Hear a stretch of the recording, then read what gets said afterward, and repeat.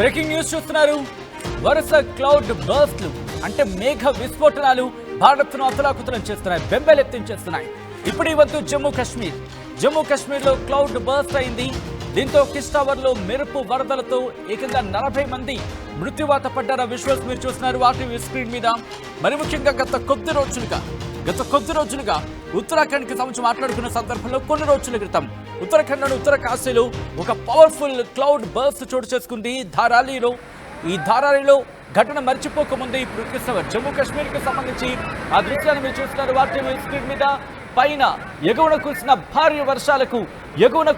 భారీ వర్షాలకు కట్టలు తెంచుకొని ప్రవహిస్తున్నాయి వాగులు, వంకలు, నదులు.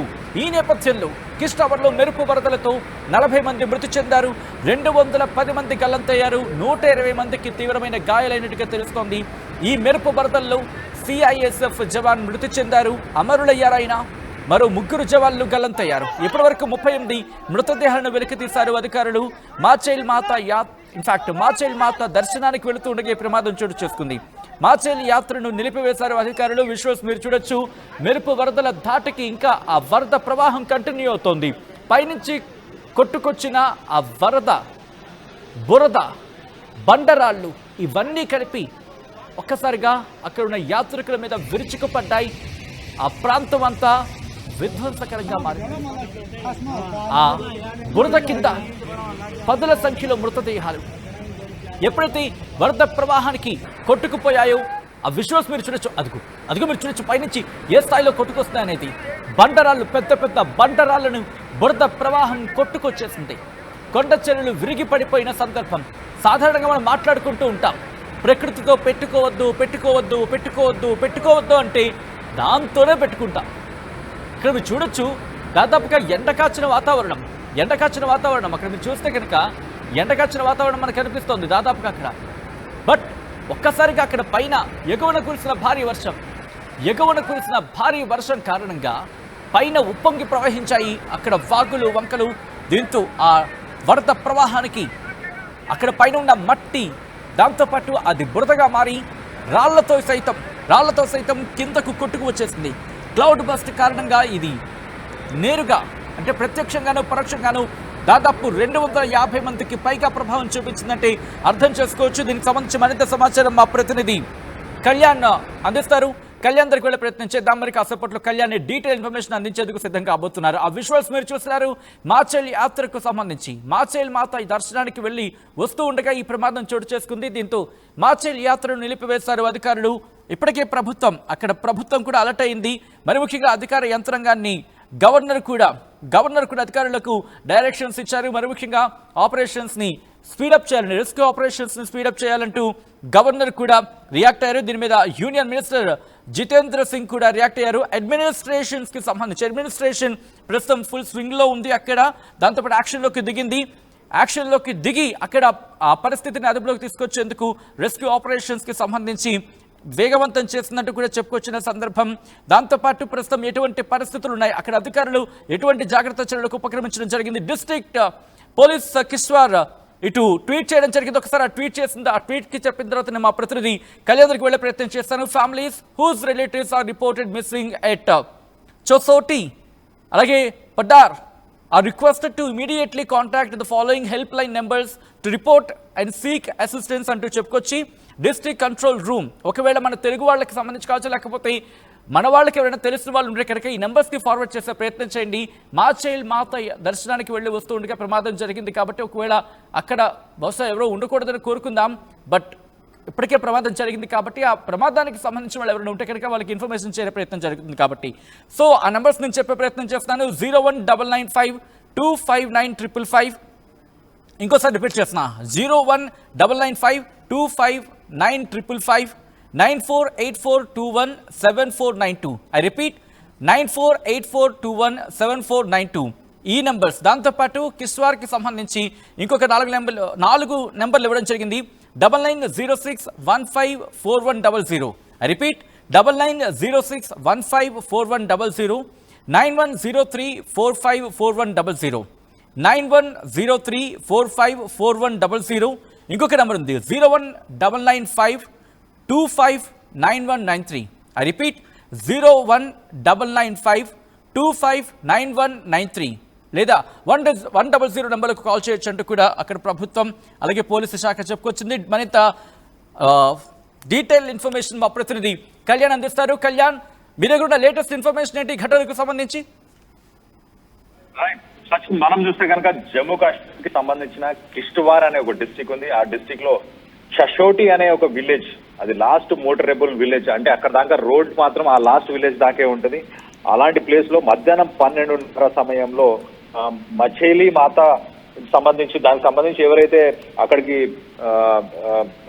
పిలిగ్రిమ్ కి సంబంధించి ఎవరైతే వెళ్తున్నారో యాత్రికులు వీళ్ళందరికీ ఒక్కసారి డిజాస్టర్ స్ట్రక్ అయిందని చెప్పుకోవాలి. ఒక పెద్ద క్లౌడ్ బస్ట్ ట్రిగర్ అయింది మధ్యాహ్నం 12:30కి. దాంతో అక్కడ హోస్ట్ కి సంబంధించి లంగర్స్ అంటే కి సంబంధించిన కిచెన్స్, అంటే వాళ్ళకి ఫుడ్ పెట్టడానికి ఫ్రీగా ఏదైతే సిక్స్ కానీ పంజాబీస్ కానీ వీళ్ళందరూ కూడా లంగర్స్ కూడా పెడతారు. అలాంటి లంగర్స్ కొన్ని ఉన్నాయి.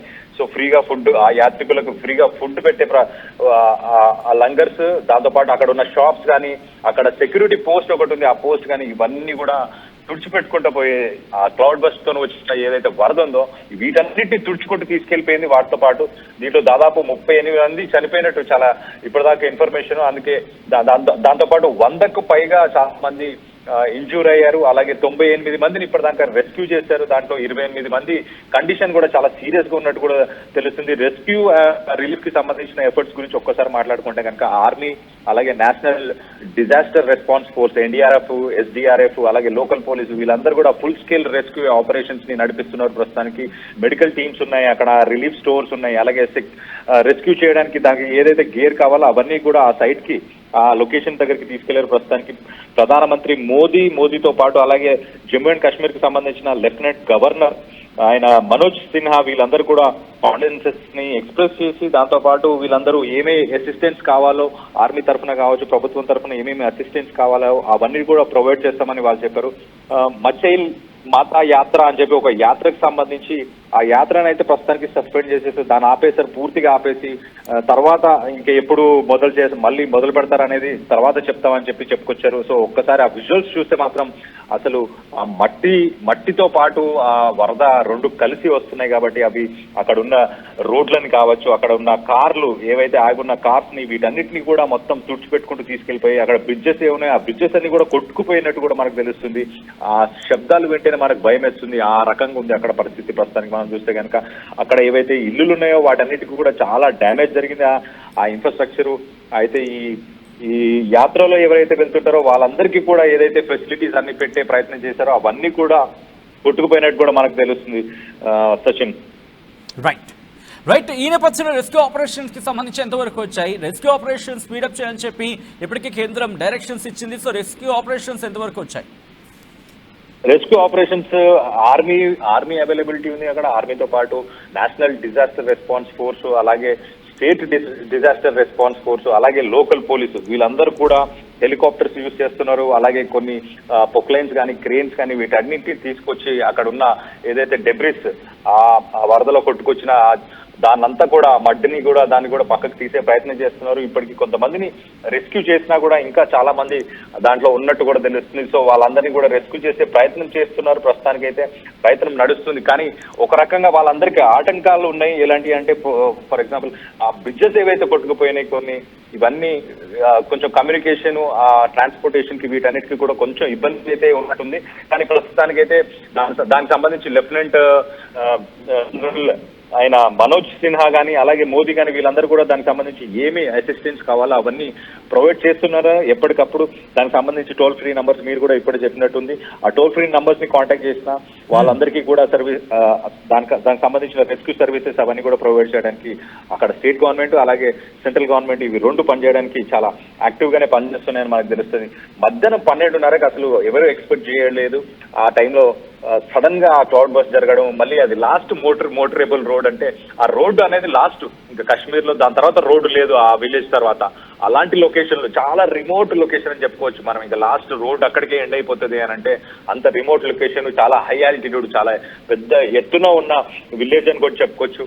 సో అలాంటి లొకేషన్ లో అయ్యేసరికి ఇప్పుడు దాని రెస్క్యూ ఆపరేషన్స్ కి కూడా కొంచెం ఇబ్బంది అయితే ఖచ్చితంగా కలుగుతుందని చెప్పి తెలుస్తుంది. సచిన్,